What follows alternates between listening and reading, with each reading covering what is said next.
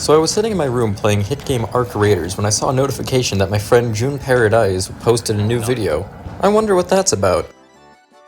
So it turns out he just declared war on me and my Discord server to a King of the Hill competition to make the smallest tic-tac-toe using Redstone.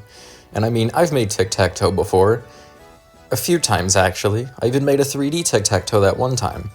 So I have to win this. Anyways, there's just a few simple rules. First of all, it must visually show X and O.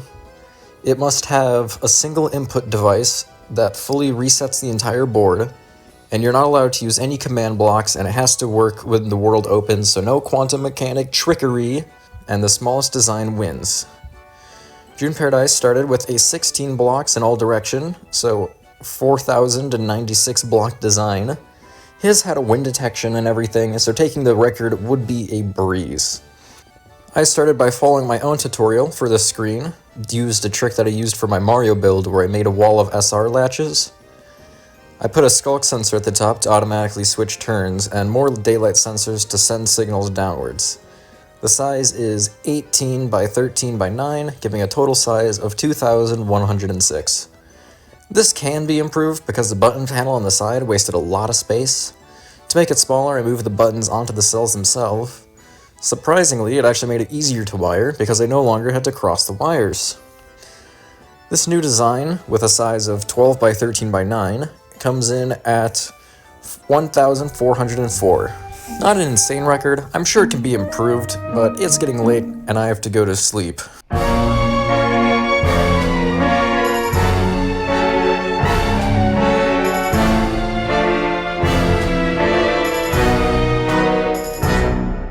By the time I got back to check my phone the next day, June Paradise took the record back with 840 using trapdoors instead of button.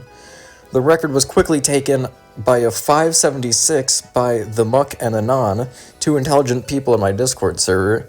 They made the screen not flat, making wiring easier. Practically flawless design. Lamps can't get any smaller than this. June Paradise struck back with 468 using shelves as a display instead of lamps. Barber Drake made a 400 with whatever this is, and then he made a 4.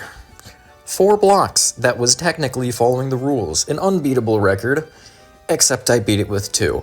But because June Paradise didn't want the competition to end so abruptly, he made some new rules. This competition wasn't quite over yet, and Barber Drake made a 189 using copper golems. Other people were working to push it to 150, or even 72, but now is about the time I woke up, and now I have to beat 189. And honestly, I don't know what I'm looking at, but I can't beat that on even footing, so I have to outsmart his outsmarting. But before we can go forwards, we have to go back. Back to my first design, and you have to realize that the most complicated part is the turn switching, because every cell has to talk to every other cell. With 2 sets of buttons, each cell only cares about its 2 inputs. Next is putting the buttons on the cell to stop the wire crossing.